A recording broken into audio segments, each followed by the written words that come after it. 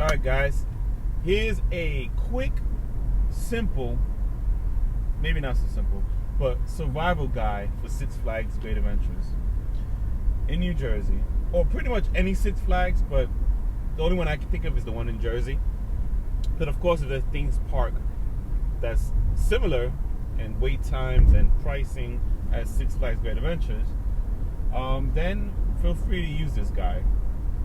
Now, I've been going there for years, right? Not so much recently, but I've been going there for years. Now, here's the thing with Six Flags. You got to get there early. You got to get there either as soon as the park opens or before there and wait a little bit. Even if you have to get there half hour early, that's better than waiting on the long lines that they have there. So you go there, you wait, you get in, you shoot for your favorite ride. Whatever that ride that is. Either A, you do the new ride or the ride you want to get on that's like very popular but it's always crowded even in the beginning. You go to that ride first. You get that out the way.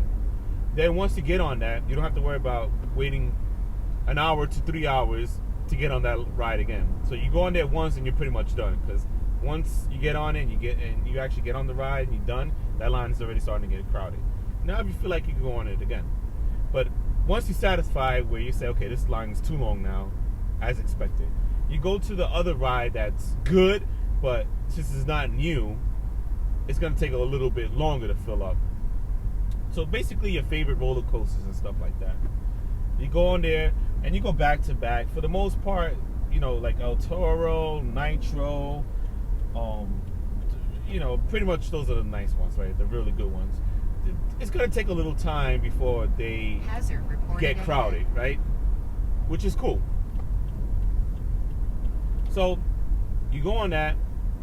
You go on there how many times you want. You know, usually it's average 3 to 4 times, right?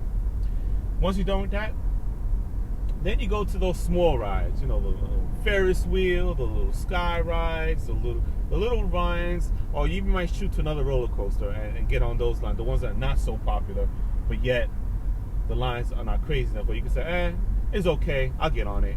The line's not long. Once you're done with that, once you see that all the roller coasters are starting to get filled up, past more than 30 minutes wait time, which to me is way too much, but everybody has their tolerance level. Once you're done with that, then you go to the shows. The dolphin shows, the magic shows, the magician, you know, they have different shows there. For the most part, it's somewhat similar, but they might change it up. You go to those shows, boom. Then after that, you might want to eat. This is probably a time where, you know, you're eating. I forgot to say something. You also want to go on a weekday. Don't go on a weekend. You go on a weekend. If you have to go on a weekend, fine. But even on weekdays is bad. So this is just a little tip on weekdays. On weekend, it might be modified a little bit because it's been so long since I went down on a weekend. So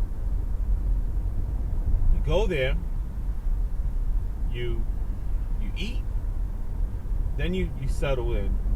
Then you may want to go on a little other, you know, light rides if they're not crazy. But pretty much at this point, you might go to another show, possibly one that's later if you miss one, and then you're pretty much done.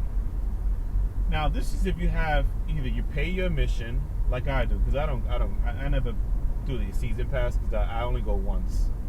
You know, I go every year. I was going every year, but I only go once a year, so I never bother with that season pass. They have a season pass where if you go, what is it, like twice or more, it might be worth it.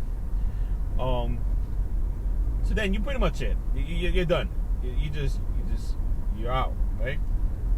Now, for those who are a little more hardcore and they don't mind waiting on the lines, they have something called the Flash Pass. You might want to consider that because honestly, like if it was me and I wanted to get on more rides, you wouldn't be able to get on many rides because it's crazy how much the time is, right?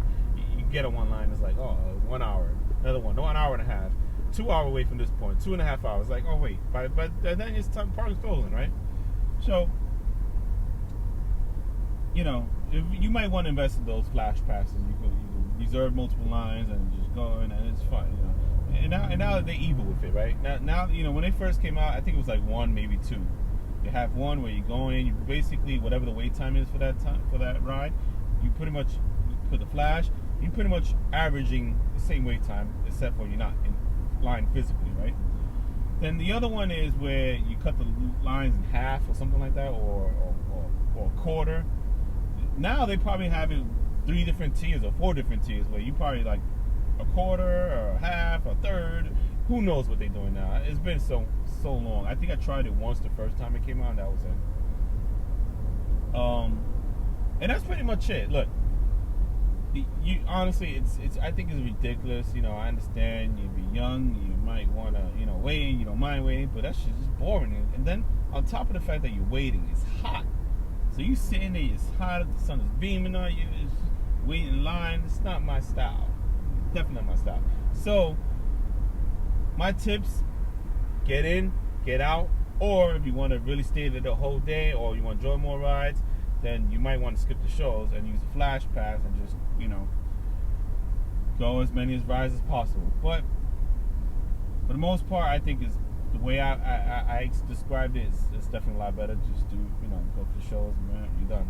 Go your favorite rides and you're done. Now, it's been a while since I went, so I don't know what it's like now, especially on weekends. But for the most part, from what I remember, Hazard reported it's not ahead. bad at all. Not bad at all.